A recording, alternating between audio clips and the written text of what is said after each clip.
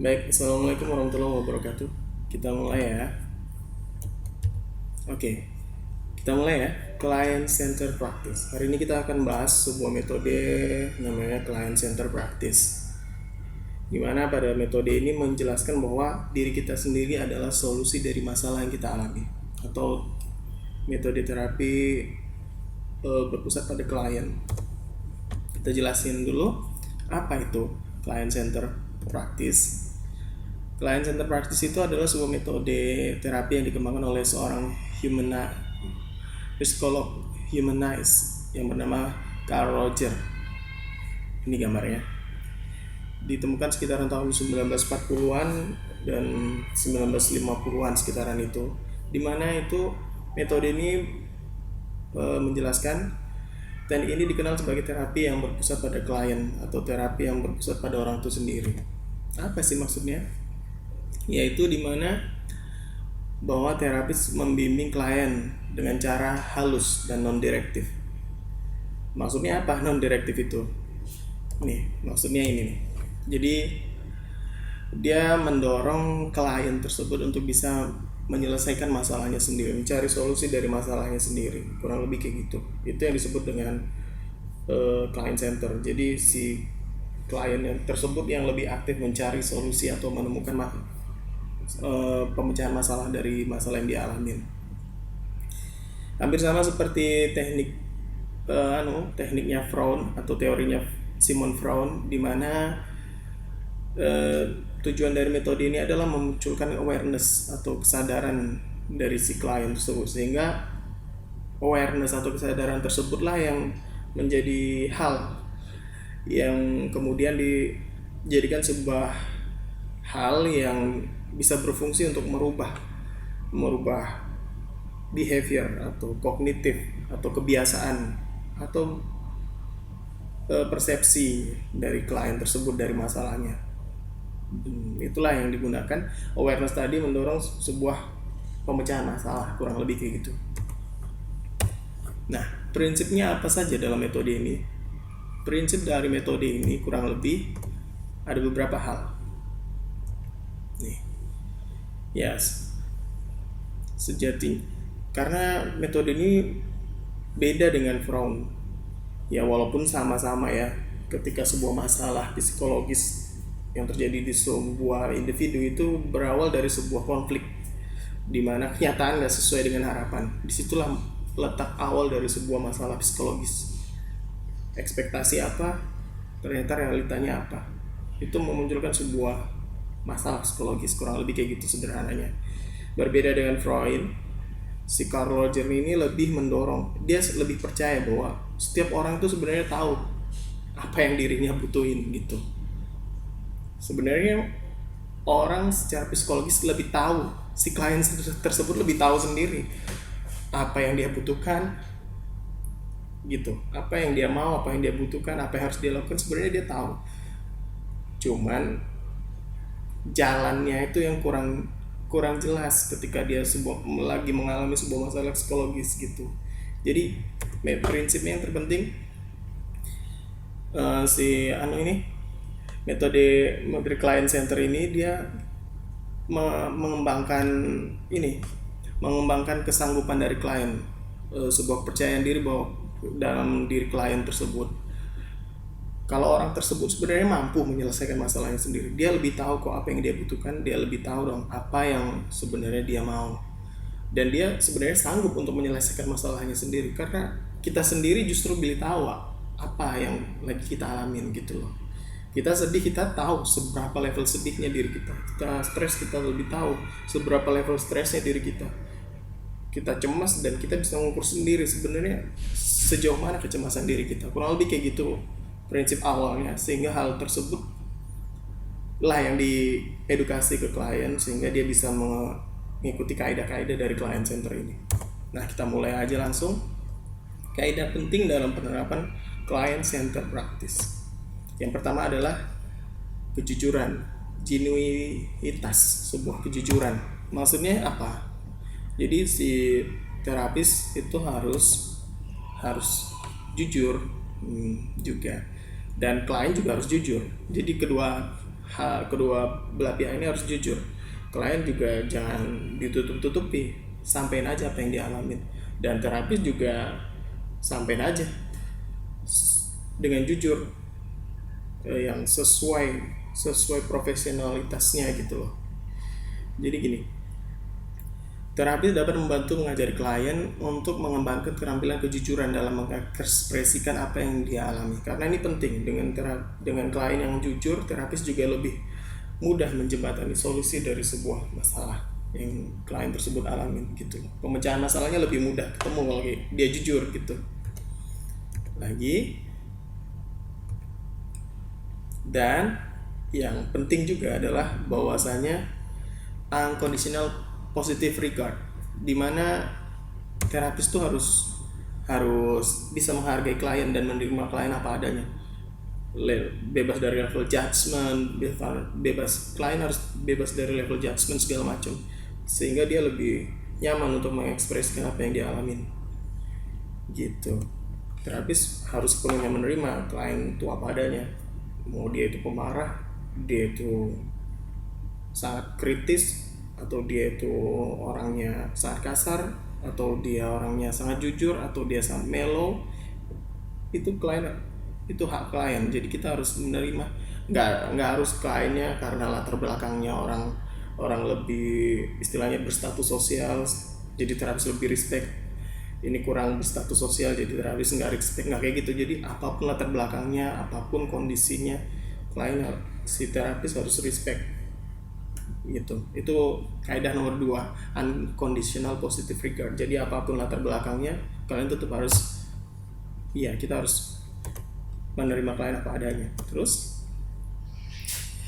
karena ketika itu terbentuk, klien harus bebas dari judgement, dia bebas dari penghakiman gitu. Dia begitu ya sudah, lalu apa, nggak ada masalah dong dia begitu gitu. Ketika kita memunculkan sebuah judgement dari apa yang dialami oleh klien, itu klien akan istilahnya tidak akan terlalu jujur untuk mengekspresikan apa yang dialamin. Jadi kita pun identifikasi masalahnya nggak terlalu benar-benar real, tahu ini sebenarnya kenapa klien tersebut gitu tuh. Ya itu ya, kita udah jelasin tadi bahwasan kita harus menghargai apa yang sedang dialami dan apa yang benar-benar yang lagi, situasi seperti apa yang lagi dialami oleh klien ini gitu. Selanjutnya, kaidah terpenting juga dalam client center practice adalah empati. Empati ini penting. Dengan kita bagaimana menganalogikan, kita harus belajar mengerti apa yang lagi dialami klien, empati. Tapi tentu dengan porsi yang pas ya, tidak empati berlebihan, tidak empati yang sangat gimana bilangnya, tidak empati berlebihan, jadi nggak baperan banget juga kita, dan tidak tumpul empatinya, jadi kita sama sekali belas nggak menggubris apa yang dialami klien, itu juga kurang pas. Dengan kita lebih empati, harapannya kita lebih tahu kalau kita di posisi dia kurang lebih kayak gimana sih gitu loh, perasaan kita, kebingungan kita, kecemasan kita kurang lebih kayak gimana. Empati itu perlu. Dengan menganalogikan kita di posisi tersebut kurang lebih seperti apa gitu, kontrasnya seperti apa yang kita alamin gitu. Dan penting juga dengan tadi ya, genuitas, terus unconditional positive regard, dan satu lagi empati. Itu 3 hal penting dalam penerapan kaidah client center ini. Tapi 3 hal tersebut masih kurang pas, masih kurang lengkap. Dan item keempat ini yang menjadi pelengkapnya. Item keempat tersebut apa? Ya, important of self concept. Jadi konsep diri gitu. Konsep diri itu apa sih? Jadi gini, konsep diri itu bagaimana seorang individu melihat diri mereka sendiri gitu. Kalau bahasa sederhananya, kesadaran diri. Kesadaran diri itu didefinisikan sebagai kayak gini. Ini yang paling mudah definisinya. Ya gimana ya? Nih, mereka menganalogikan diri mereka dan kenyataannya diri mereka itu seperti apa. Kurang lebih kayak gitu lah konsep diri itu. Kadang konsep diri itu sejalan dengan kenyataan. Situasi ini disebut kongruen atau nyambung. Jadi ketika mereka menganalogikan saya seorang guru dan saya bisa mengajar dan nyatanya memang bisa mengajar, berarti itu cocok. Itu sebuah realita yang kongruen atau realita yang nyambung gitu. Tapi ketika mereka menganalogikan dia guru yang berkompeten, tapi nyatanya dia nggak kompeten sebagai dalam mengajar, misal dalam proses belajar mengajar gitu. Itu sebuah itu namanya not congruent. Jadi tidak nyambung antara yang mereka pikirkan dengan yang sebenarnya terjadi.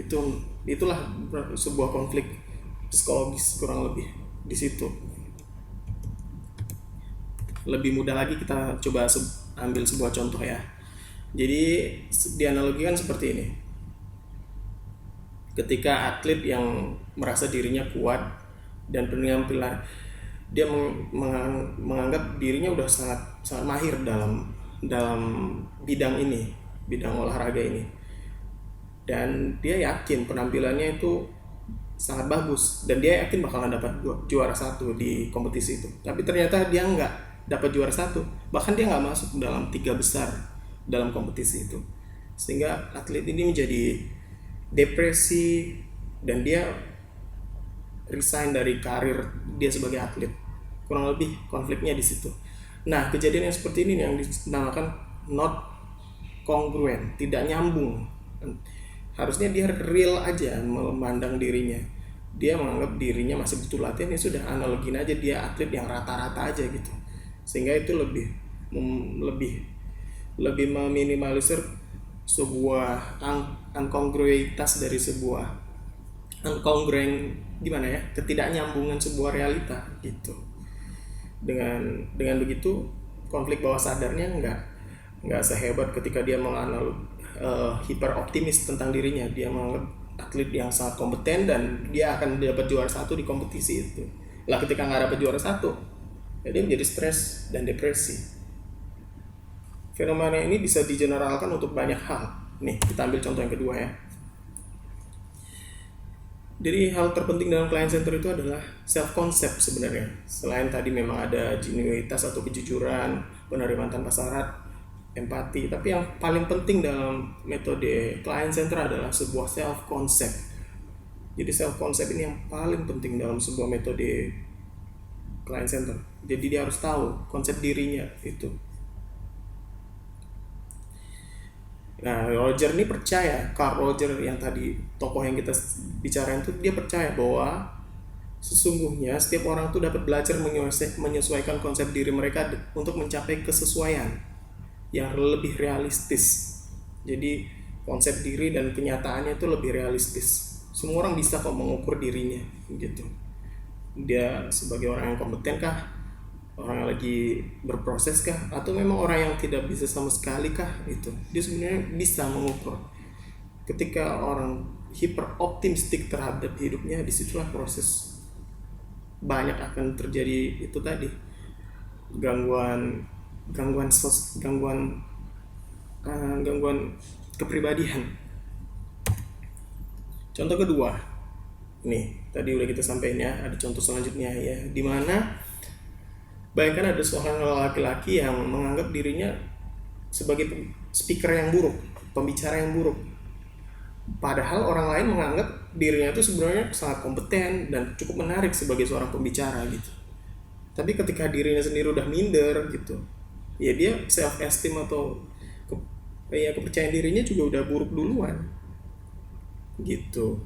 Harga dirinya udah buruk duluan, jadi dia minder duluan sebelum dia ngomong gitu.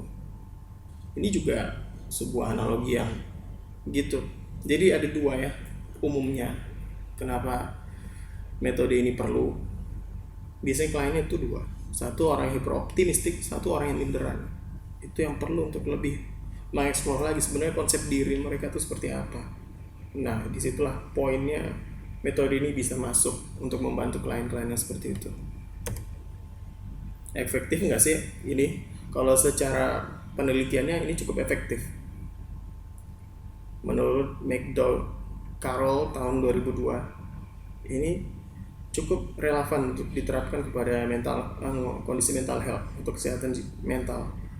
Tapi di peneliti yang lain juga memberikan kritik terhadap metode ini. Jadi 4 hal tadi itu perlu, tapi masih manusia itu lebih kompleks. Jadi kalau bisa 4 hal tadi, kejujuran, penerimaan tanpa syarat, empati, dan self concept, itu dibarengin juga dengan hal lain seperti dukungan sosial dan segala macam.